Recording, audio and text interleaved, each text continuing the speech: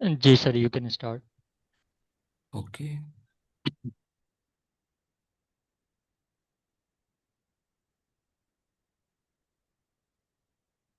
मेरी screen visible है। It's visible. Okay. Thanks. So अस्सलाम वालेकुम स्टूडेंट्स। तो आज का जो हमारा लेक्चर है वो हम थोड़ा सा इमेज प्रोसेसिंग पर बात करेंगे कि जो पाइथन है वो इमेजेस को किस तरह प्रोसेस करती है। तो जो आज का लेक्चर है वो जो प्रीवियस लेक्चर्स में हमने मशीन लर्निंग या एआई को थोड़ा सा हैंडल किया था, आज का लेक्चर में कोई मशीन लर्निंग या एआई से रिलेटेड कुछ भी नहीं है। लेकिन आज हम ये देखेंगे कि जो पाइथन है वो इमेजेस को किस तरह प्रोसेस कर रही है। इमेजेस के डिफरेंट ऑपरेशंस होते हैं, क्रॉप करना होता है और उसको क्या कहते हैं, उसमें ब्लर करना होता है, बैकग्राउंड रिमूव करना होता है। तो हम उसको किस तरह करते हैं पाइथन के अंदर। तो आज जो हम लाइब्रेरीज इस्तेमाल करेंगे वो ओपन सीवी, पिलो और स्काईकिट इमेज और मैट प्लॉटलिब को हम इस्तेमाल करेंगे। आज का जो लर्निंग ऑब्जेक्टिव है वो हमने देखना है कि पाइथन में आप इमेजेस को रीड किस तरह करते हो, डिस्प्ले किस तरह करते हो और सेव किस तरह करते हो। हम इमेज की दो रिप्रेजेंटेशन देखेंगे कि आरजीबी इमेज कौन सी होती है और ग्रे स्केल इमेज कौन सी होती है। हम ऑपरेशंस देखेंगे कि रीसाइज इमेज किस तरह होती है और इमेजेस को क्रॉप किस तरह करते हैं।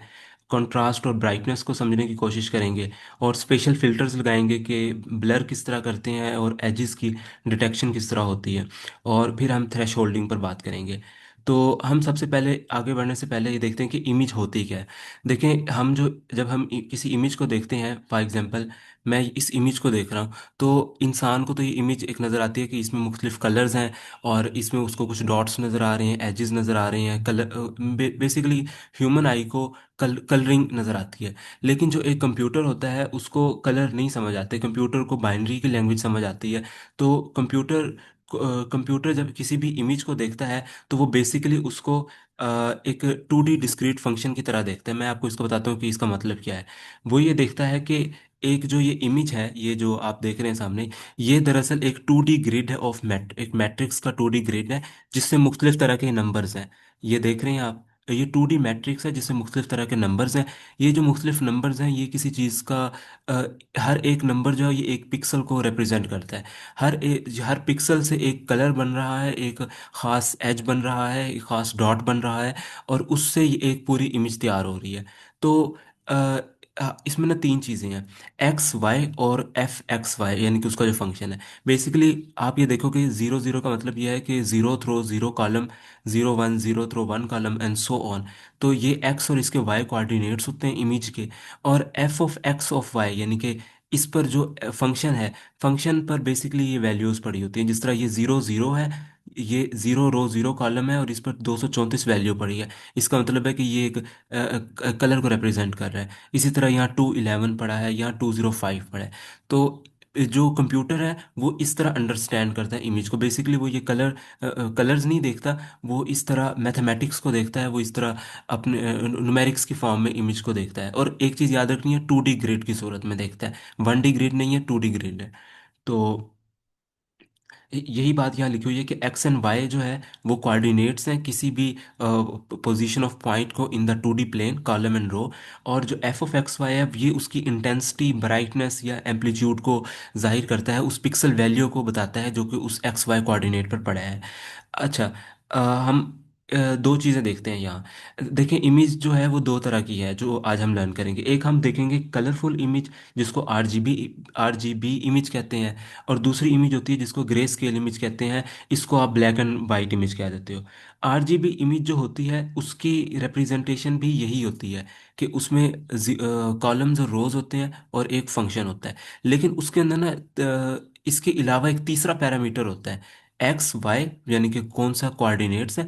और एक तीसरा पैरामीटर होता है जिसको वो कहते हैं एफ ऑफ एक्स वाई। लेकिन उसके अंदर तीन वैल्यूज होती हैं कि रेड कलर कितना है, उस पिक्सल पर रेड कलर कितना है, उस पिक्सल पर ग्रीन कलर कितना है, ये जी ग्रीन को जाहिर कर रहा है, और उस पिक्सल पर ब्लू कलर कितना है।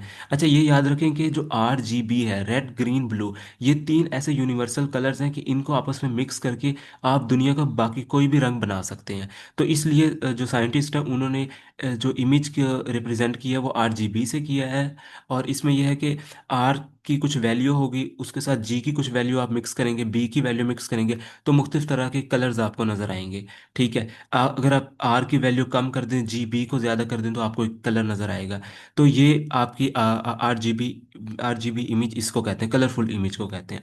दूसरी हम इमेज देखेंगे कि ग्रे स्केल। ग्रे स्केल में भी यही होता है कि एक्स होता है, वाई होता है, लेकिन एफ ऑफ एक्स वाई में आर जी बी नहीं होता। इसकी जगह जस्ट एक सिंगल वैल्यू होती है जो कि 0 से 256 के दरमियान होती है। 0 का मतलब होता है ब्लैक, और 255 का मतलब होता है वाइट। और इसके दरमियान में फॉर एग्जांपल 128 आ जाता है, 140 आ जाता है, 90 आ जाता है। तो वो ब्लैक और वाइट के दरमियान कोई ग्रे कलर का शेड होगा जो ग्रे स्केल इमेज को रिप्रेजेंट करता है। मैं आपको यहाँ दिखा देता हूँ। आप इस इमेज को देखें। ठीक है। हाँ, इस इमेज को देखें, ये इब्राहिम लिंकन की वो तो इमेज है। तो इसमें ये है कि आप ये देखें, ये ग्रे स्केल इमेज है, ठीक है ना। अब ये देखें कि इसके हर पिक्सल पर एक्स सर वाई आपकी कोऑर्डिनेट। पिक्चर नहीं शो हो रही। अब ये बोलिए। स्क्रीन। ओके, ठीक है। सर अब शो हो रही है ना? नहीं, ठीक है। शो तो पहले भी हो रही थी। ओके। सर मेरे लेट शो हो रही थी। अच्छा ओके। अच्छा। अच्छा, अब यहाँ देखें। अब यहाँ जो है ये 0 रो 0 कॉलम है, लेकिन चूंकि ये ग्रे स्केल इमेज है, इस पर जस्ट एक नंबर पड़ा है 157। इसका मतलब ये है कि ये 0 से 255 के दरमियान का एक नंबर है जो कि 157 है। ये वाइट के थोड़ा ज़्यादा करीब है, क्योंकि 255 जो है वो वाइट होता है। इसलिए ये देखें, ये थोड़ा सा ग्रे एक नंबर है। अच्छा, यहाँ देखें, ये बिल्कुल ब्लैक सा कलर है, और इसकी वैल्यू 5 है, क्योंकि ये 0 के बहुत करीब हो गया, इसलिए इस पर थोड़ा सा ब्लैक शेड आ गया। अच्छा, यहाँ देखें, ये है 227, ये 255 जो कि फुल वाइट कलर है उसके काफ़ी करीब है, तो ये थोड़ा सा वाइट कलर हो गया। और आप जो कंप्यूटर है वो इस तरह इस इमेज को देख रहा है, वो एक 2D ग्रिड की सूरत में देख रहा है।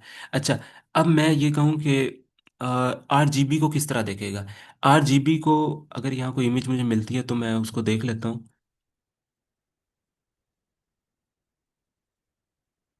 अ, जी। आर जी बी को वो इस तरह देखेगा कि आपका ये 0 रो 0 कॉलम है ना इस इमेज में। ठीक है। वो ये देखेगा कि इस पर तीन, जिस तरह अभी हमने ग्रे स्केल में देखा सिंगल वैल्यू पड़ी होती है, इस पर भी वो वैल्यू देखेगा, लेकिन इस पर वो तीन वैल्यू एक वक्त में देखेगा। वो देखेगा कि इस पर रेड की कितनी वैल्यू 0 से 255 के दरमियान 5 है। वो ग्रीन को देखेगा 6 है। ब्लू को देखेगा 4 है। अच्छा, ये तीनों को मिलाकर एक खास कलर बन रहा होगा, हमें नहीं पता वो कौन सा कलर बन रहा होगा, लेकिन वो इनकी मिक्सिंग से एक कलर बन रहा होगा। इसी तरह जो आर जी बी इमेज होती है वो इस तरह आपको देखता है कि उसको वो तीन तीन कलर्स को देखता है, और उसकी बिना पर वो फैसला करता है कि इधर कौन सा कलर शो होगा। तो ये मैंने अभी तक आपको दो इमेज की रिप्रेजेंटेशन बता दी है। तो अब हम आगे चलते हैं डायरेक्ट कोड पर, जहां हम मुख्तलिफ लाइब्रेरीज को इस्तेमाल करेंगे और इमेजेस को लोड करेंगे और ऑपरेशंस को परफॉर्म करेंगे। तो ये हमारा सबसे पहला कोड सेल है। इस पर हमने लाइब्रेरी को इस्तेमाल कर रहे हैं CV2।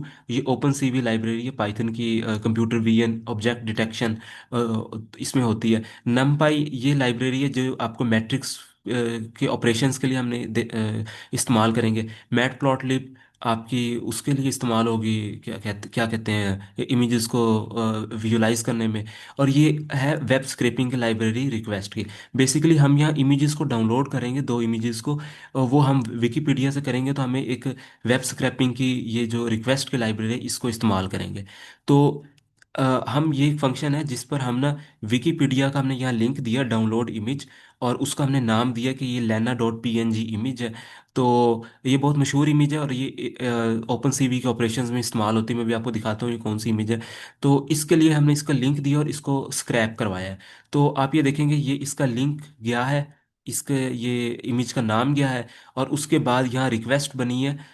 उसमें इस रिक्वेस्ट में इसका यूआरएल गया है, और ये हेडर इसके सेट हुए हैं। उसके बाद इस रिक्वेस्ट को हमने ओपन किया है, और इस रिक्वेस्ट को यहाँ हमने यूआरएल ओपन किया है, और रिस्पॉन्स की फॉर्म में रिस्पॉन्स रिस्पॉन्स में इस इमेज का सारा डाटा आया है, और उसको डॉट रीड करके हमने डाटा में स्टोर करवाया है। और उसके बाद हमने आउट फाइल में इस इमेज को हमने इसको राइट करवा दिया, और ये इमेज हमारे पास डाउनलोड हो गई है। ये आगे मैं आपको दिखाता हूँ ये इमेज कौन सी है। और एक ये इमेज थी, ये हमने बेसिकली यहाँ कुछ भी नहीं किया, हमने इमेज को बस डाउनलोड किया है। दूसरी इमेज हमने खुद एक बनाई है। ये एक हाई कंट्रास्ट इमेज है, जो ब्लेयर की जो बाल्स होती हैं उसकी हमने सर्कुलर इमेज बनाई है। तो इसमें हमने क्या किया कि हमने नीचे से क्रिएट फंक्शन में हमने उसका नाम पास किया, बिलियर्ड्स डॉट जेपीजी जेपीजी। उसके बाद हमने एक रे बनाई है एनपी डॉट जीरोज की, 300 500 यानी कि 300 रोज, 500 कॉलम्स। यानी कि आपने इमेजेस का देखा होगा कि अक्सर आता है कि ये इसकी जो रेशियो है वो 300 बाय 500 है। तो हमने एक 300 बाय 500 की एक इमेज बनवाई है, जिस पर हमने तीन उसके RGB कलर्स रखवाए हैं। और अभी हमने उन सब पर ज़ीरो रखवाया है। उसके बाद उसके हमने उसका अंदर ग्रीन उसका बैकग्राउंड कलर सेट किया है। देखें इमेज पर हमने यहाँ एक जो उसका 2D ग्रिड बनाया है इस लाइन पर। अगली लाइन पर हमने पूरी इमेज के अंदर हमने ग्रीन कलर भर दिया। अब यहाँ देखें ग्रीन कलर किस तरह भरा जा रहा है। हमने जी की वैल्यू दी है 34, बी की वैल्यू दी है 100, और जो रेड है उसकी 34 वैल्यू दी है। इन तीन कलर्स के कम्बिनेशन से आपके पास एक जो है ग्रीन बैकग्राउंड कलर बना है। अच्छा, अब यहाँ देख रहे हैं मैंने अभी तक जिक्र किया है RGB का, लेकिन यहाँ आप देख रहे हैं कि ये GBR है, GBR। तो ये होता था कि आज से कुछ साल पहले तक जो आपका जो फॉर्मेट था वो GBR था, लेकिन उसके बाद स्टैंडर्डाइज हुआ तो वो RGB बन गया, जो क्या कहते हैं इसका फॉर्मेट है। तो जो लेकिन जो ओपन सी है वो आज भी GBR इस्तेमाल कर रही है। तो आगे आप इस नोटबुक में देखेंगे मैं जगह जगह इमेज को कन्वर्ट कर रहा हूँ GBR से RGB में। अच्छा, हमने एक बॉल्स की अरे बनाई है ये वाली, और उसमें हमने मुख्तलिफ एक्स और वाई कोऑर्डिनेट्स दिए हैं कि 80 रो 150 कॉलम पर ये वाला कलर भर दो, 160 रो 150 कॉलम पर ये वाला कलर भर दो, yellow colour, red colour, blue colour, purple colour, इसकी आपने वैल्यूज दी हैं।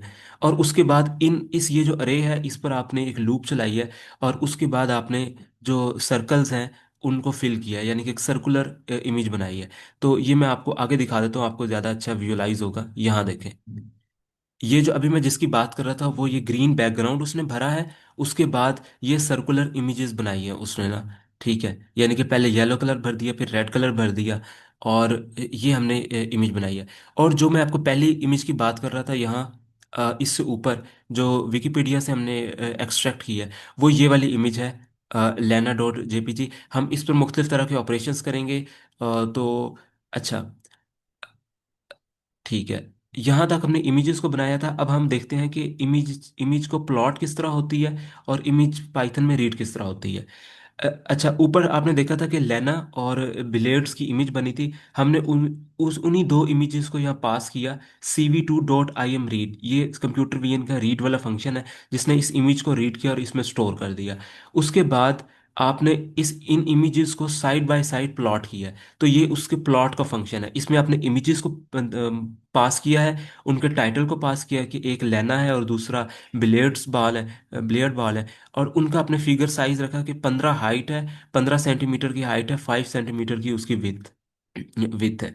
उसके बाद आपने उनको प्लॉट किया है लेंथ ऑफ इमेजेस के बराबर।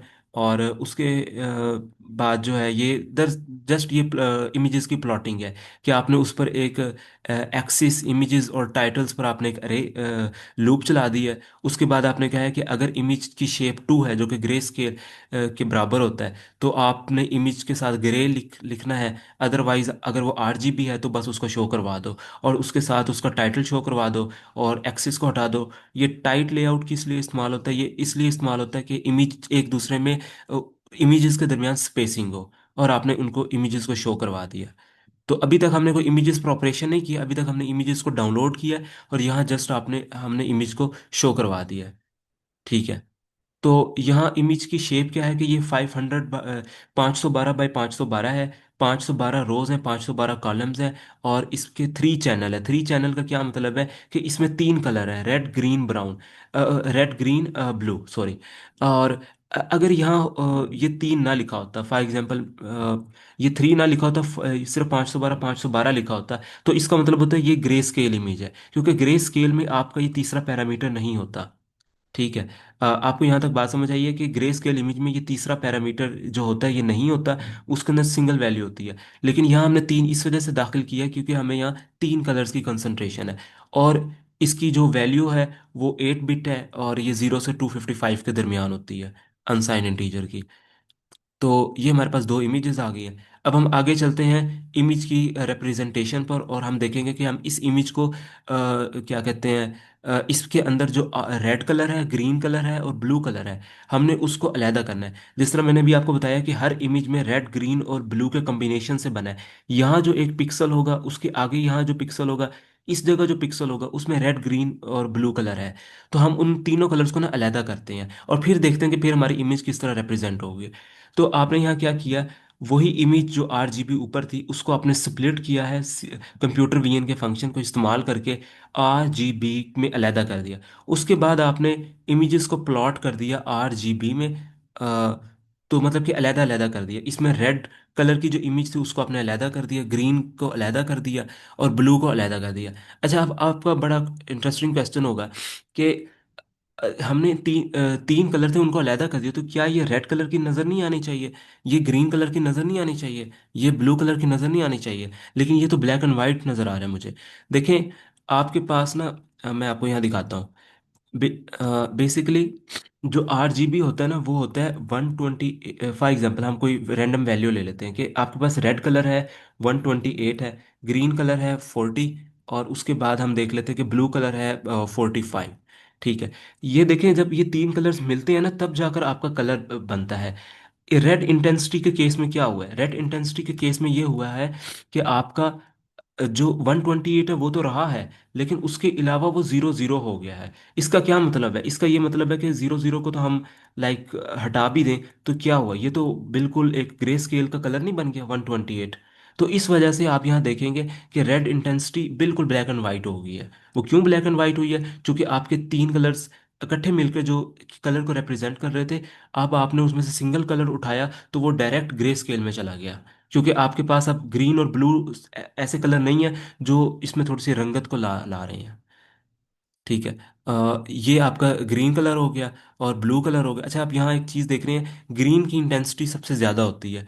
तो आगे हम देखेंगे कि क्यों ज़्यादा होती है, और ब्लू की सबसे कम होती है, रेड की दरमियान में होती है इंटेंसिटी। यहाँ तक किसी का कोई क्वेश्चन हो?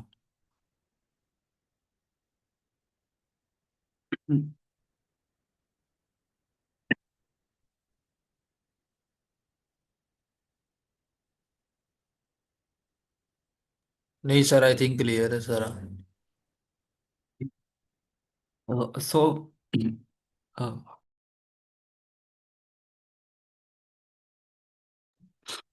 सो हम आगे चलते हैं। अब हम देखते हैं कि इसकी ग्रे स्केल कन्वर्जन किस तरह करेंगे हम।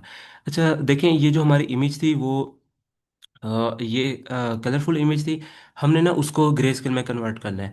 तो हम उसको ग्रे स्केल में किस तरह कन्वर्ट करते हैं कि हम उसका एक आप तरीका कहेंगे कि हमारे पास जो तीन कलर्स थे, हम उसकी एवरेज भी तो ले सकते थे कि फॉर एग्जांपल आपके पास रेड कलर है, उसके बाद ग्रीन कलर है, उसके बाद ब्लू कलर है, और उसके हम तीन पे डिवाइड कर दे तो हमारे पास 0 से 255 के दरमियान एक वैल्यू आ जाएगी, तो हम उसको रिप्रेजेंट कर सकते हैं। लेकिन मसला ये है कि जो आपका ग्रीन कलर है, जिस तरह भी मैंने आपको ऊपर बताया, उसकी इंटेंसिटी होती है थोड़ी ज़्यादा। तो हम एक फार्मूला इस्तेमाल करते हैं कि आपके पास यहाँ जो तीन कलर्स हैं उसमें से जो आपका ग्रीन कलर है उसको हम 0.527 से मल्टीप्लाई करते हैं, रेड को 299 से मल्टीप्लाई करते हैं, और ब्लू को 114 से मल्टीप्लाई करते हैं। अच्छा, अब आपको क्वेश्चन होगा कि हम ग्रीन को ज़्यादा क्यों कर रहे हैं, क्योंकि साइंटिस्ट ने एक ऑब्जर्वेशन किया कि इंसानी आँख जो है कुदरत ने उसको इस तरह बनाया है कि उसको ग्रीन कलर की ज़्यादा इंटेंसिटी महसूस होती है, रेड कलर की उससे कम होती है और ब्लू की उससे भी कम होती है। इसलिए आप देख रहे हैं कि ग्रीन को थोड़ा ज़्यादा हिस्सा मिला है। बेसिकली यहाँ क्या हुआ है, आपके पास यहाँ किसी भी पिक्सल पर रेड, ग्रीन, ब्राउन की सॉरी रेड, ग्रीन, ब्लू की जो भी वैल्यू थी, आपने उसको उठाया, उसको इनसे मल्टीप्लाई किया, तो उसके बाद आपके पास एक सिंगल जो वैल्यू आई है, ग्रे स्केल की एक सिंगल वैल्यू जो आई है वो यहाँ आई है। तो उसके बाद आपकी ये इस तरह इमेज की इस तरह रिप्रेजेंटेशन हुई है। तो ये आपकी ग्रे ओरिजिनल इमेज से ग्रे स्केल में इमेज में इस तरह कन्वर्जन हुई हुई है। अच्छा, इसमें यह हुआ है कि पहले जो इमेज थी वो 512 512 3 करके थी। लेकिन अब जो कोमा 3 करके था वो चला गया। अब सिर्फ 512 512 करके इमेज है। आपकी थर्ड डायमेंशन थी वो मिसिंग हो गई है। अच्छा, अब हम आते हैं इमेज के मुख्तलिफ ऑपरेशंस पर कि जिसमें हमने स्पेशल ट्रांसफॉर्मेशंस करनी है इमेज की। हमने उसको रीसाइज करना है। हम उसको देखेंगे कि हमने इमेज को छोटा किस तरह करना है, बड़ा किस तरह करना है। और हमने उसकी एस्पेक्ट रेशो को भी चेक करना है। अच्छा, तो सबसे पहले ना मैं आपको यहाँ एक चीज़ बताता चलूँ। इमेज को रीसाइज करने का क्या मतलब है। अ, एक मिनट। ठीक है। तो आपने यहाँ क्या किया कि आपने ना पहले मैंने एक जो इसकी ओरिजिनल इमेज है मैंने उसको ना 150 बाई 150 उसको हार्ड कोड किया कि ये इसकी जो वो जो क्या कहते हैं इसके कॉलम्स और रोज हैं वो 150 बाई 150 हो जाए। मैं आपको यहाँ बताता हूँ। जो ओरिजिनल इमेज थी वो थी 512। ठीक है, 512 कॉलम से 512 करके रोज थी। जो हमने हार्ड कोड किया है उसमें हमने ये किया है कि हमने इसको ज़बरदस्ती कहा है कि अब आपने 512 कॉलम्स नहीं करने, आपने 150 कॉलम्स और 150 रोज करो। ठीक है। अच्छा, और इसके बाद हमने एक तीसरा ऑपरेशन किया है वो मैं आपको बताता हूँ।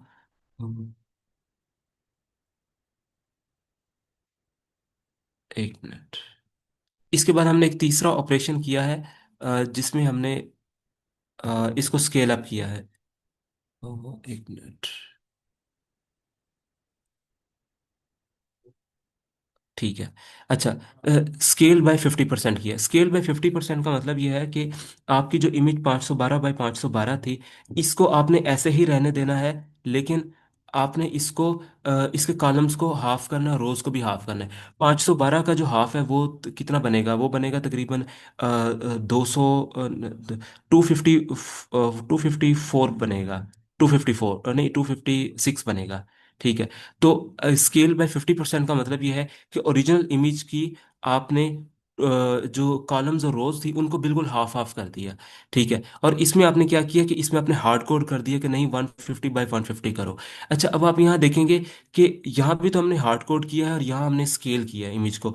इसमें और इस इमेज में फर्क क्यों है, यहाँ ये थोड़ा सा आप देख रहे हैं ये ब्लर क्यों है चीजें, ये इतनी डिस्टॉर्टेड इमेज क्यों है। इसकी वजह ये है कि देखिए 512 बाय 512 की जो इमेज थी उसकी एस्पेक्ट रेशो क्या है, 1:1 है। 512 कॉलम में 512 रोज हैं, इनको आप डिवाइड करोगे तो क्या जवाब आएगा, उसका जवाब आपके पास 1 करके आएगा। स्केल बाय 50% का मतलब यह है कि आपने जो वो इमेज थी उसको आपने हाफ हाफ कर दिया तो आपकी वो रेशो 1:1 ही रही। लेकिन आप इसमें तो हमने 150 बाय 150 कर दिया है। लेकिन वैसे अगर आप हार्ड कोड कर देते 150 बाय 160 कर देते तो वो 1:1 ना रहती, इसलिए इसमें थोड़ी सी डिस्टॉर्शन आई है। ठीक है। तो ये हमने कंप्यूटर विजन का फंक्शन इस्तेमाल किया इमेज को रीसाइज करने का। पहले हमने इसको एक्सप्लिसिट 150 बाय 150 कह दिया। अगली दफ़ा हमने इसको इसको कहा कि आप अपने बस कॉलम्स और रोज को हाफ हाफ कर दो। आगे हम चलते हैं इमेज को क्रॉप क्रॉप इमेजेस को क्रॉप किस तरह करते हैं। देखिए, जिस तरह मैंने अभी आपको बताया कि इमेज जो होती है वो बेसिकली इस तरह उसकी एक रिप्रेजेंटेशन होती है, मैथमेटिक्स रिप्रेजेंटेशन होती है। ठीक है। तो हम इमेज को क्रॉप करने का क्या मतलब होता है कि क्रॉप करने का मतलब ये होता है कि ये इमेज है ना, आप इसका एक थोड़ा सा हिस्सा काट देते हो। ठीक है ना। यानी कि आप इसका टॉप वाला हिस्सा थोड़ा सा काट देते हो, आप इसका बॉटम वाला थोड़ा सा हिस्सा काट देते हो। तो इसमें एक मैट्रिक्स है ना, मैट्रिक्स में अगर आपने क्रॉप करना है तो आप क्या करते हो, आप ये कहते हो कि मैं जीरो रो से 2 रो और 0 कॉलम से 2 कॉलम तक इतना हिस्सा काट देता हूँ। तो आपके पास बेसिकली इमेज का में भी इतना बड़ा एक कट लगता है तो आपके पास ये इमेज क्रॉप हो जाती है।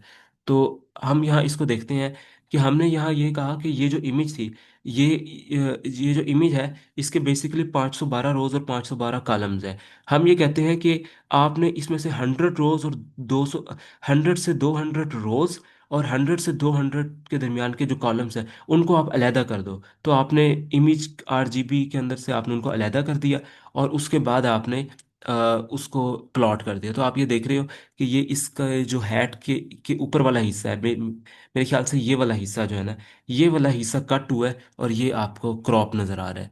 ठीक है ना, कि आपने इमेज सर को इसको क्रॉप कर। कैसे पता चलेगा कि यही वाला पार्ट करना है स्पेसिफिकली?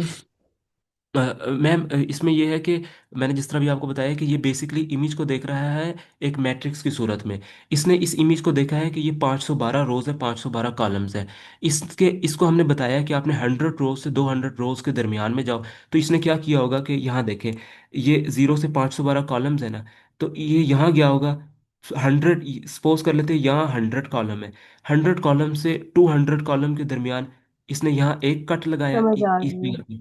और ठीक यहाँ इसने 100 रोज और 200 रोज के दौरान इस जगह कट लगाया और उसको यहाँ क्रॉप कर दिया। ठीक है, थैंक ठीक। You so much. तो हम आगे जाते हैं। आगे हम कुछ ऑपरेशंस देखते हैं कि ब्राइटनेस और कंट्रास्ट में क्या फ़र्क होता है इमेज की।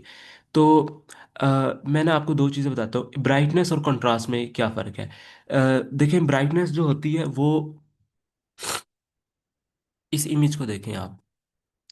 ठीक है, ये इमेज आपको कंट्रास्ट दिखा रही है कि कंट्रास्ट किसको कहते हैं। कंट्रास्ट इसको कहते हैं कि आपके पास जो एक कलर है वो कितना डीप कलर है।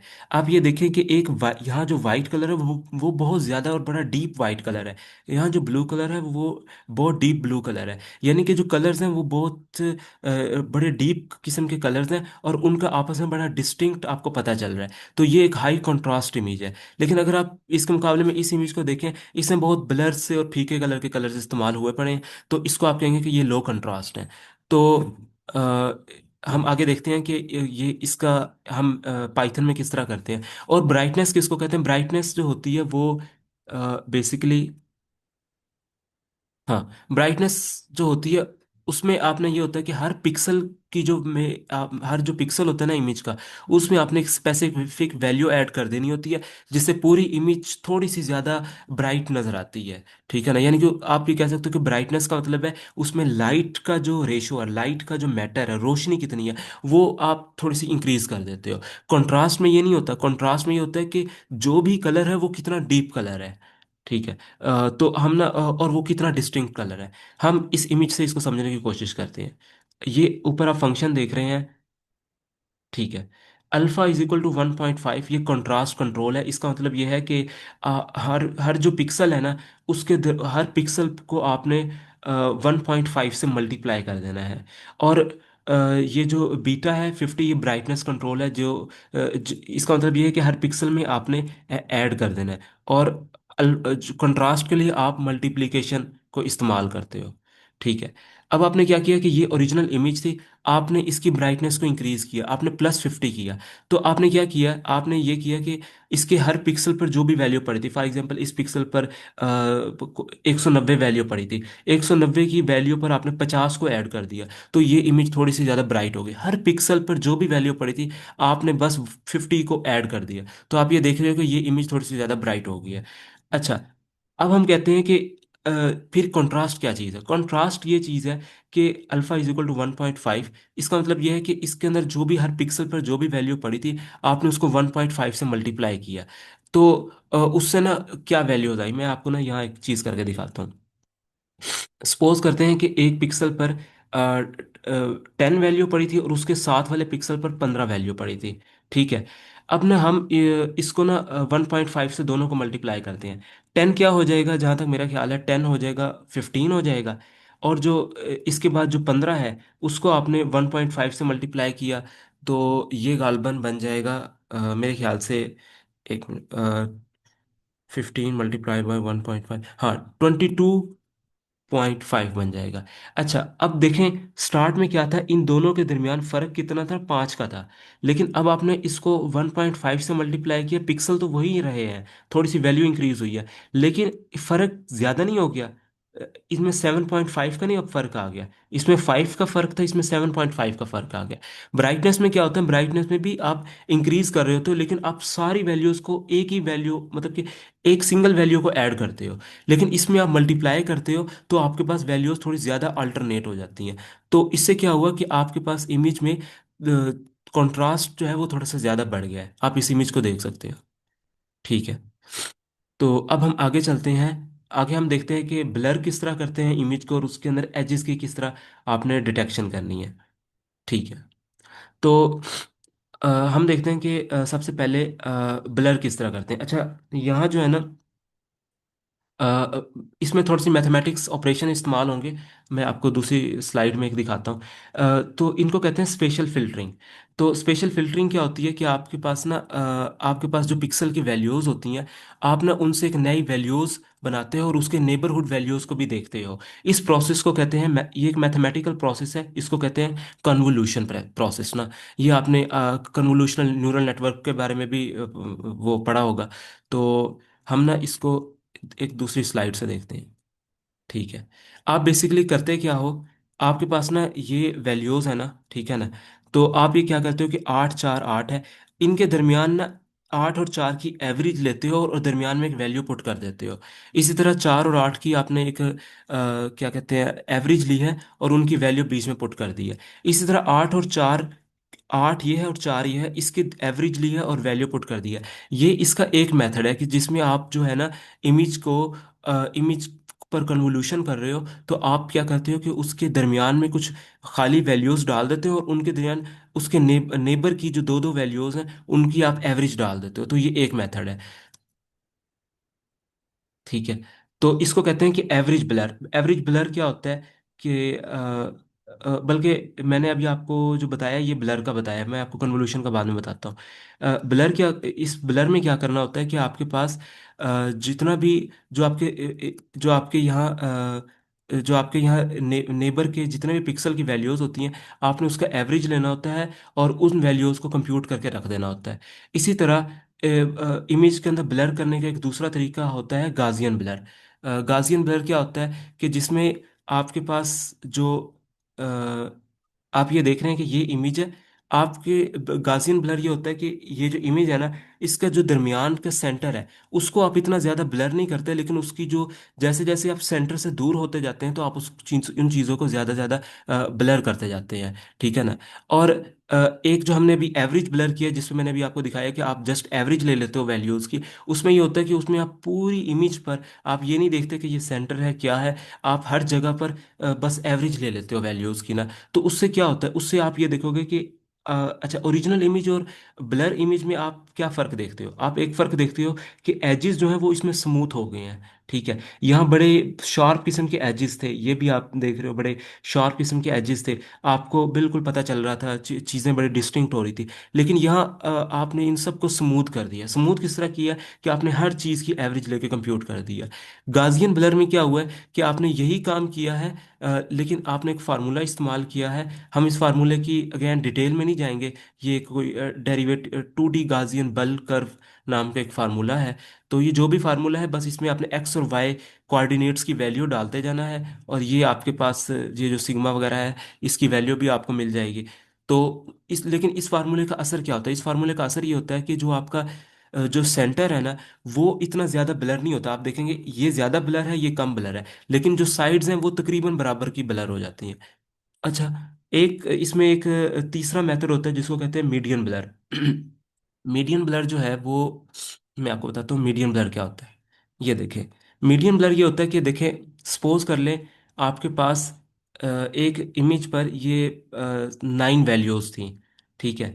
10 12 11 10 255 12 11 10 12। आप क्या करते हो कि आप इन सारी वैल्यूज को सॉर्ट करते हो फर्स्ट ऑफ ऑल। उसके बाद जो इसकी सबसे दरमियान वाली वैल्यू है 11, आप उसको निकालते हो और उसको आप इस्तेमाल करते हो। ठीक है। तो लेकिन जो अगर आप कहो कि एवरेज भी तो यही करता है, देखिए नहीं, एवरेज ये नहीं करता। आप अगर एवरेज करोगे इनकी तो ये काफ़ी बड़ी वैल्यू आएगी। ठीक है। तो लेकिन अगर आप मीडियन देखोगे, मीडियन में इनको असेंडिंग ऑर्डर में सॉर्ट करता है और जो 11 वैल्यू आती है उसको उस पिक्सल पर प्लेस करता है। तो आप यहाँ देखोगे कि अगर आप इसका मीडियन ब्लर देखते हो तो ये इन दोनों ब्लर से काफ़ी डिफरेंट है। इसमें बहुत ज़्यादा अच्छी स्मूथिंग हुई पड़ी है और इसमें कोई एवरेज भी नहीं ली, इसने बेसिकली मीडियन वैल्यूज़ को लिया और उनको ब्लर किया है। ठीक है। इसको आप ब्लर भी कहते हो और इसको आप दूसरा नाम इसको कहते हैं स्मूथिंग, कि आप एजेस को स्मूथ कर रहे हो, आप इमेज में स्मूथनेस को ला रहे हो। ठीक है। और इसको हम ये लो पास फिल्टर भी कहते हैं कि आप इस बस इसका नाम ये है कि लो पास आप फिल्टर लगा रहे हो, जिसके बाद आपके पास शार्प चेंजेस, नॉइज जो है इमेज में, हाई फ्रिक्वेंसी कंपोनेंट्स है वो सारे स्मूथ हो जाते हैं। ठीक है। तो हम आगे चलते हैं। अब हम आगे देखते हैं कि एक इमेज में एजेस की किस तरह डिटेक्शन होती है। ठीक है। तो आ, हाँ, हम एजेस को देखते हैं कि एजेस की किस तरह होगी। सो अच्छा, एक इमेज में एजेस कौन से एरियाज होते हैं। फर्स्ट ऑफ ऑल आपको ये समझना होगा कि इमेज में एज किसको कहते हैं। देखें, एज हर उस चीज़ को कहते हैं जहां आप कोई वैल्यू, जो पिक्सल की वैल्यू थी ना, वो बहुत तेज़ी से चेंज हो जाती है। मैं आपको इसका इस तरह बताता हूँ कि फॉर एग्जांपल आपके पास वैल्यू एक पिक्सल की है 12, अगले पिक्सल की है 13, अगले पिक्सल की है 16। अचानक से एक वैल्यू आती है जो कि है 230। ठीक है ना। तो इसका मतलब यह है कि देखें, यहाँ तक एक चल रहा था, मतलब कि एक सीक्वेंस चल रहा था, कंकरेंसी चल रही थी, लेकिन अचानक से एक बड़ी वैल्यू आ गई है। इसका क्या मतलब है, ये छोटी भी वैल्यू आ गई है कोई मसला नहीं, लेकिन एक बड़ा शार्प चेंज हुआ है। इसका मतलब यह है कि कोई नया कंपोनेंट आया इमेज में। फॉर एग्जांपल हम इस इमेज में देखते हैं। इस इमेज में आप यहाँ देखें, यहाँ तक कोई और वैल्यूज चल रही होंगी, लेकिन अचानक से एक कर्व आई है। इस कर्व की वैल्यू बहुत काफ़ी डिफरेंट होगी। या आप इस कलर को और इस एज को भी देख सकते हैं। यहाँ तो कोई और वैल्यूज चल रही होंगी, लेकिन जैसे ही आप इधर पहुंचे तो आपके पास एक बड़ा डिफरेंस आ गया। तो आप ये कहोगे कि यहाँ एक एज है। ठीक है ना। तो इसको कहते हैं एज। ठीक है ना। तो अब हम इसको डिटेक्ट किस तरह करते हैं। देखिए, दो चार इसके मैथमेटिक्स के फार्मूलाज हैं और इसके मैथमेटिक्स के फंक्शंस होते हैं। तो हम उसके जरिए करते हैं। एक होता है सोबल फिल्टर्स, और दूसरा होता है कैनी एज डिटेक्टर। तो पहले हम देखते हैं कि एजेस कौन से एरियाज है जहाँ पिक्सल इंटेंसिटी बड़ी तेजी से चेंज हो जाती है। इसको हम special derivative gradient of the image function के जरिए हम इसको कंप्यूट करते हैं। स्पेशल डेरिवेटिव ग्रेडियंट जो है, इससे आपने घबराना नहीं है। ये बेसिकली यही है, मैंने आपको सिंपल लफ्ज़ों में यही चीज़ बता दी है कि जहाँ भी पिक्सल की वैल्यूज बड़ी शार्पली चेंज हो जाए, बस वही है एच जो है ना। सोबल फिल्टर्स क्या कहते हैं। सोबल फिल्टर आपने अप्लाई करना होता है। मैं आपको ये बताता हूँ कि ये किस तरह करते हैं। मुझे इसकी एज डिटेक्शन।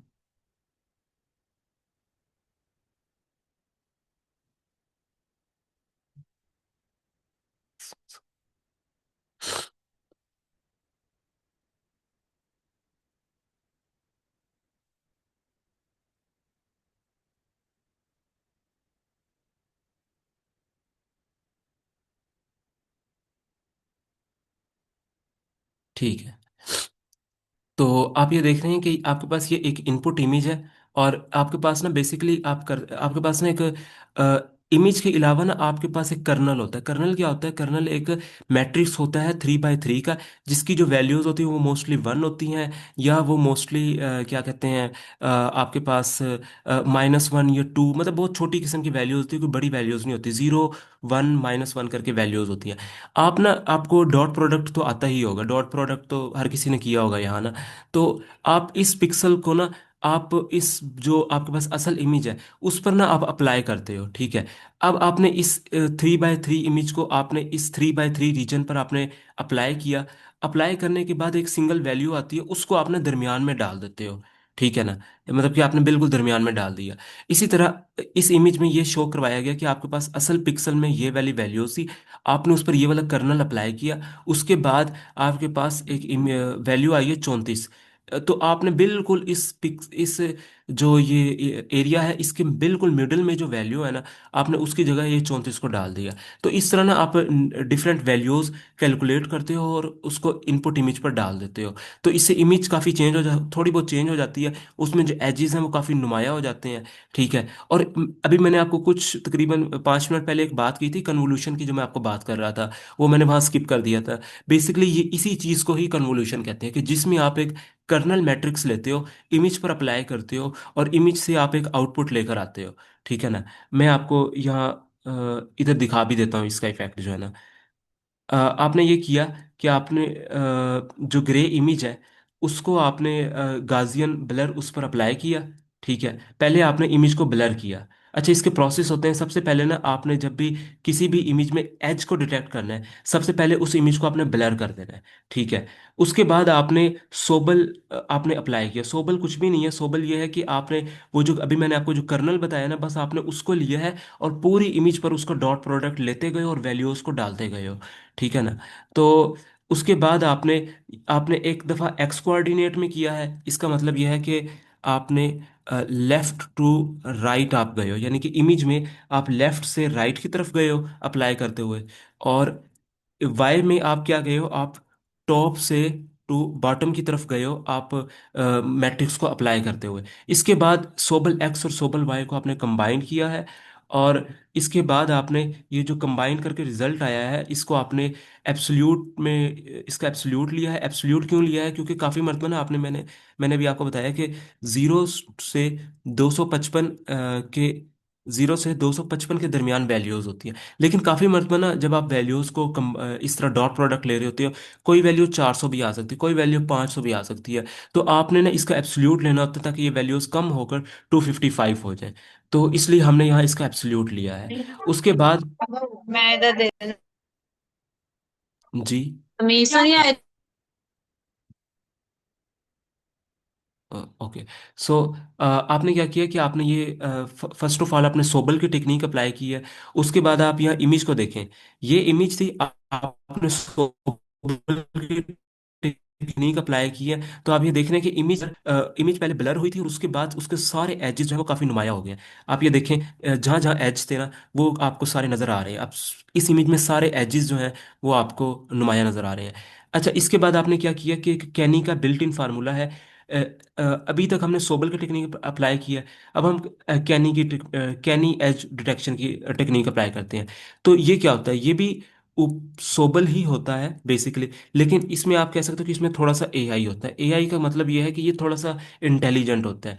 इसमें ना आप खुद नहीं इसको बताते कि जो है ना, क्या कहते हैं, इसमें आप ना खुद नहीं बताते कि आपने कर्नल की वैल्यूज कौन सी लेनी है। इसमें ये इमेज को पहले खुद देखेगा, उसके बाद ये खुद से एक अच्छा सा कर्नल चुनेगा और उसको उस इमेज पर अप्लाई करेगा। हर इमेज के लिए ये जो कैनी है ये डिफरेंट करेगा। तो आप ये देख सकते हो कि सोबल की आउटपुट ये आई है और कैनी की आउटपुट उससे ज़्यादा अच्छी आई है।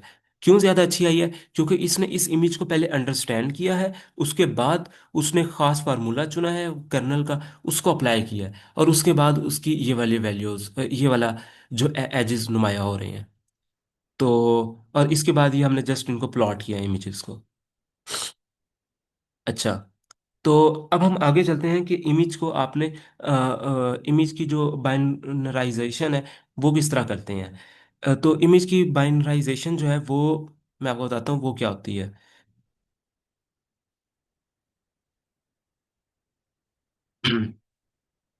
अच्छा, तो आपने ना करना ये होता है कि आपके पास जो इमेज है ना, आप ये कहते हो कि जो हमारे पास इमेज के अंदर ना हम एक खास थ्रेशोल्ड लेते हैं। फॉर एग्जांपल मैं कहता हूँ कि मैंने लिया 100 का थ्रेशोल्ड लिया। इसका मतलब ये है कि अगर किसी पिक्सल की वैल्यू 100 से कम है, तो 100 से कम है तो वो ज़ीरो हो जाएगा, और अगर वो 100 से ज़्यादा है तो वो 255 हो जाएगा। यानी कि हम इसमें अपनी इमेज जो है उसकी कोई वैल्यूज, फॉर एग्जांपल उसकी कोई फॉर एग्जांपल एक वैल्यू आ जाती है 128 आती है वैल्यू। हम उसको कहते हैं कि ये चूंकि 100 से ज़्यादा है तो ये 255 हो जाए। लेकिन एक वैल्यू आती है 90, हम उसको कहते हैं कि ये 100 से कम है तो ये ज़ीरो हो जाए। इसको कहते हैं कि आपने इमेज पे थ्रेशोल्ड को अप्लाई कर दिया है, और इमेज को आप बाइनराइज कर रहे हो। बाइनराइज का क्या मतलब होता है? बाइनरी का क्या मतलब होता है? जीरो या वन। यानी कि आप दो ही काम कर रहे हो, जीरो कर रहे हो किसी भी पिक्सल वैल्यू को, या 255 कर रहे हो। तो इसके अपना तीन मेथड्स हैं। एक है ग्लोबल थ्रेशोल्डिंग। ग्लोबल थ्रेशोल्डिंग का मतलब यह है कि आप ना खुद से चुनते हो कि फॉर एग्जांपल जिस तरह मैं कहता हूँ कि 100, मैं कहूँगा कि 100 से ज़्यादा जो है वो 255 कर दो, 100 से कम जो है उनको ज़ीरो कर दो। ठीक है। एक दूसरा मेथड होता है ओट्सू थ्रेशोल्डिंग। ये क्या करता है? ये आपके पास ना जो इमेज के हिस्टोग्राम और इमेज की जो इंटेंसिटी है उनको खुद से एनालाइज करता है, और उसके बाद बताता है कि अब कौन सा थ्रेशोल्ड बेहतर रहेगा। यानी कि जिस तरह मैंने आपको ऊपर बताया, ये इमेज को देखकर खुद डिसाइड करता है कि मैं कौन सा थ्रेशोल्ड लगाऊं, उसकी बिना पर मैं बाइनराइजेशन करूं। तो जाहिर सी बात है, चूंकि इमेज को पहले अंडरस्टैंड कर रहा है ओट्सू, इसकी ज़्यादा अच्छी आउटपुट आएगी। और अडेप्टिव थ्रेशोल्डिंग का मतलब ये है कि आप ये कहते हो कि देखिए हमारी इमेज में मुख्तलिफ तरह के पार्ट्स हैं। आप ये कहोगे कि हर जो पार्ट है वो अपना थ्रेशोल्ड खुद से चूज करे, हम एक ग्लोबल थ्रेशोल्ड नहीं अप्लाई करेंगे। मैं आपको ना पहले इसकी आउटपुट दिखा देता हूँ, फिर आपको ज़्यादा समझ आएगा। हमारे पास बेसिकली इमेज ये वाली थी, हमने उसको ग्रे स्केल में किया। आपको ग्रे स्केल में तो करने पर तो कोई प्रॉब्लम नहीं है। ग्रे स्केल में किस तरह करते हैं, जिस तरह भी मैंने आपको बताया, वो जो फार्मूला था ऊपर जिसमें ग्रीन को ज़्यादा हिस्सा मिल रहा था 0.587, और और उसके अलावा जो रेड है उसको थोड़ा कम हिस्सा मिल रहा था, आप उस फार्मूले से मल्टीप्लाई करते हो हर पिक्सल की वैल्यू को, तो आपके पास ये ग्रे स्केल आ गया। उसके बाद आपने ग्लोबल टी अप्लाई किया। ग्लोबल टी अप्लाई करने का मतलब ये है कि आपने इसके अंदर पिक्सल की, ग्रे स्केल में पिक्सल की जो जो भी वैल्यूज थी, उसमें अगर वो 200 जीरो 100 से ज़्यादा थी, ये 100 लिखा हुआ है, इसका मतलब ये है कि 100 से ज़्यादा थी तो उसको आपने सारा डार्क कर दिया। ये देखें, ये डार्क क्या चीज़ है, ये सारा ज़ीरो है, ठीक है ना, बल्कि ये 100 से कम थी वैल्यू, तो इस वजह से आपने इसको ज़ीरो कर दिया। और ये जो थी, ये 100 से ज़्यादा थी, इसको आपने 255 कर दिया, ये 100 कर, ये ज़ीरो कर दिया, ये भी ज़ीरो, ये भी ज़ीरो, ये भी ज़ीरो है, ये भी ज़ीरो है, और ये आपका 255 है, ठीक है। और इसके बाद आपने ओट्सू थ्रेशोल्ड लगाया। मैंने आपको कहा था कि ओट्सू थ्रेशोल्ड जो है ना, वो ये करता है कि वो पहले इमेज को खुद अंडरस्टैंड करता है। ओट्सू थ्रेशोल्ड ने इमेज को अंडरस्टैंड किया, उसने कहा कि इसका थ्रेशोल्ड जो है ना, वो 123 जो है वो ज़्यादा सही है। यानी कि वो ये कह रहा है कि हमने इमेज को बाइनराइज करना है ना, तो आप 100 ना अप्लाई करो, मैंने इमेज को अंडरस्टैंड किया है, मैं ये कहता हूँ कि इसका जो थ्रेशोल्ड है वो 123 ज़्यादा सही है। तो इसने देखें, इसने 123 अप्लाई किया, तो एक ये वाली बॉल थी, ये भी तकरीबन वो ब्लैक हो गई है, ठीक है। चूंकि इसकी वैल्यू कोई होगी गालबन 115 होगी, जो कि इस केस में वाइट हो गई है, लेकिन इस केस में चूंकि 123 115 से ज़्यादा है तो ये ब्लैक हो गई है। अच्छा, मैंने आपको तीसरा बताया था एडेप्टिव थ्रेशोल्ड। एडेप्टिव थ्रेशोल्ड क्या करता है कि ये कहता है कि मैं एक थ्रेशोल्ड सिंगल नहीं इस्तेमाल करता, आप इमेज को देखो, उसके बाद इमेज के जो मुख्तलिफ पार्ट्स है, फॉर एग्जांपल एक ये पार्ट है, ये वाला पार्ट है, इमेज के मुख्तलिफ पार्ट्स कर दो, और उसके बाद हर पार्ट पे मुख्तलिफ थ्रेशोल्ड अप्लाई कर दो। तो ये देखें कि इस तकरीबन सारा वाइट हो गया, सिवाय यहाँ ब्लैक कलर की इसने सर्कुलर सर्कुलर लाइंस लगा दी है। अब हम कोड को थोड़ा समझ लेते हैं कि कोड में क्या हो रहा है। तो आपने जो ब्लेड बाल है उनकी जो इमेज थी उसको आपने रीड किया। उसके बाद आपने इमेज का, जिस तरह मैंने अभी आपको पहले बताया था कि ये BGR में है, हमने उसको RGB में कन्वर्ट किया। RGB में कन्वर्ट करके उसको हमने ग्रे में कलर में कन्वर्ट किया। ये RGB में कन्वर्ट हुआ, ये ग्रे कलर में कन्वर्ट हुआ, ठीक है। उसके बाद आपने इमेजेस को प्लॉट कर दिया, ये वाली जो पहली पहली इमेज है वो प्लॉट हो गई। उसके बाद आपने कहा कि चलें हम बाइनराइज करते हैं, पहले हम 100 की बिना पर करते हैं, आपने 100 को पास किया, और उसके बाद आपने उसको बाइनराइज किया। उसके बाद आपने कहा कि ओट्सू बाइनराइजेशन इस्तेमाल करते हैं, कि वो 0 से 255 के दरमियान खुद से एक वैल्यू निकालेगी, तो उसने उसको बाइनराइज किया। फिर आपने अडेप्टिव थ्रेशोल्ड का इस्तेमाल किया, और उसके बाद आपने ये जो तीन इमेजेस हैं इनको आपने जस्ट प्लॉट कर दिया, तो ये आपके पास ये इमेजेस आ गई हैं, ठीक है। तो आज का लेक्चर ख़त्म ही हो गया है। तो आज यही था, अगर आपको कोई भी चीज़ ना समझ आई हो तो मुझे बताएं। इसमें कोई क्वेश्चन हो पूरे इसमें, आज हमने बस ये इमेज के ऑपरेशंस ही करने थे। Okay, thank you so much sir. और सर, आपकी पर्सनल इसके अंदर क्या फीलिंग आई है आज का प्रेजेंट करने के बाद? हाँ मतलब सर। आपको कैसा फील हो रहा है एज हाँ compare to sir. Yesterday? Sir yesterday sir वो प्रॉब्लम हो गया था ना, तो आज मैंने टॉपिक वगैरह काफ़ी पढ़ कर आया था। ये मेरा इलेक्टिव भी है यूनिवर्सिटी में, तो फिर मैंने इसको ज़्यादा अच्छा प्रिपेयर किया। हाँ, नहीं इलेक्टिव नहीं, मतलब आज आप हाँ। इंटरनल फीलिंग के मतलब पीस फीलिंग के अंदर होंगे। लाइक आपने खुद भी जो चीज़ें पढ़ाई हैं, खुद भी बड़ा आपको यस। मज़ा आया होगा पढ़ाते। Yes sir, sir exactly. तो बाकी पार्टिसिपेंट कोई इसमें क्वेश्चन है, कोई फीडबैक है तो पूछें। जी जी। हाँ, इसमें कोई क्वेश्चन हो तो पूछे मुझसे। अच्छा, मैं आपको एक, अगर आपके जहन में कोई क्वेश्चन नहीं आ रहा, मैं आपको एक क्वेश्चन बताऊं।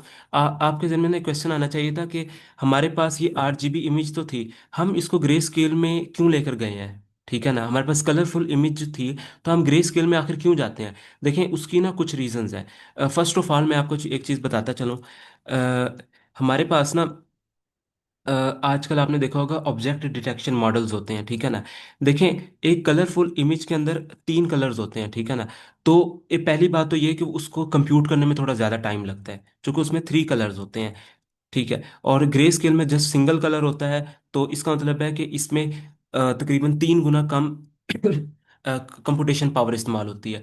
दूसरी चीज़ ये कि हमें बहुत सारे डेली लाइफ के ऑपरेशंस में हमें कलरफुल इमेज की ज़रूरत ही नहीं होती। मिसाल मैं बताता हूँ। मैंने ये डिटेक्ट करना है कि ये जो है ये क्या कहते हैं इमेज जो है ये गर्ल की है या बॉय की है, ठीक है ना। तो मुझे इसके कलर से कोई ताल्लुक ही नहीं है, मुझे जस्ट इसके फीचर्स को देखना है। तो मैं इसके कलर को क्यों देखूंगा, ठीक है ना। तो इसलिए मुझे कलर की ज़रूरत ही नहीं है। तो हम इसलिए हम इसको ग्रे स्केल में लेकर गए हैं कि काफ़ी जगह हमें जस्ट ऑब्जेक्ट डिटेक्ट करना होता है, ये काफ़ी जगह हमें एज डिटेक्ट करने होते हैं, हमें कलर की ज़रूरत ही नहीं होती। तो इसलिए हम कलर की जगह हम ग्रे स्केल में लेकर गए हैं। कोई क्वेश्चन होता है।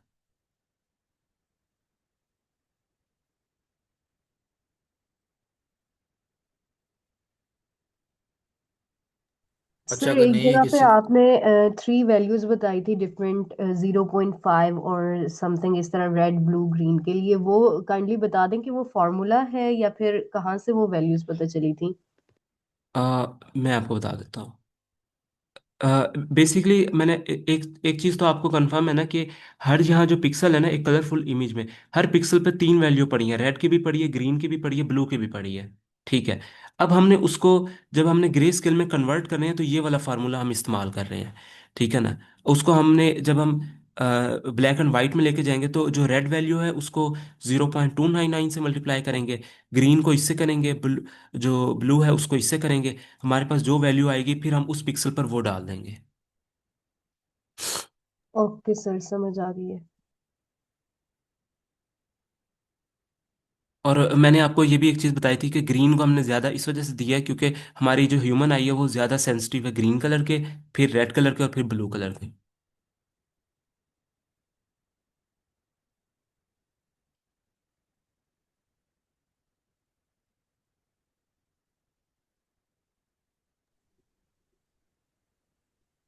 ये किसका क्वेश्चन है? सर जनरल क्वेश्चन है या फेस आइडेंटिफिकेशन सिस्टम में काम आती है? ये फेस आ, आइडेंटिफिकेशन सिस्टम में काम आती है, ये कह रहे हैं। आ, हाँ हाँ सर बिल्कुल एग्जैक्टली जो एक चीज़ है यहाँ जिसको हम कहते हैं फीचर एक्सट्रैक्शन, ठीक है ना। तो उसमें क्या होता है कि आपका ये जो फेस है ना, आप इस फेस को आप फर्स्ट ऑफ ऑल क्या करते हो कि क्रॉप कर देते हो।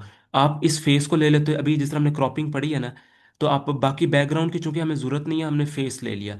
उस फेस के बाद फिर आप ना आपके पास मशीन लर्निंग के मॉडल्स भी होते हैं, और मशीन लर्निंग के आने से पहले ये होता था कि हम ना मैच करते थे कि फॉर एग्जांपल ये वाला जो एरिया है ना, इस पर मैथमेटिक्स की मुख्तलिफ वैल्यूज़ पड़ी होंगी। हम डिटेक्ट करेंगे किसी जो हमारे डेटाबेस है उसमें क्या ये वैल्यूज़ किसी से मैच कर रही हैं, तो वहाँ हमें पता चल जाएगा कि फॉर एग्जांपल कि ये जो ग्रिड है, ये 2D ग्रिड है, इसकी वैल्यूज़ फॉर एग्जांपल उस फलां फलां बंदे से मैच कर रही है, तो हम कह देंगे कि ये जो शक्ल है ना ये उससे मैच कर रही है। तो ये फेस आइडेंटिफिकेशन इस तरह होती है।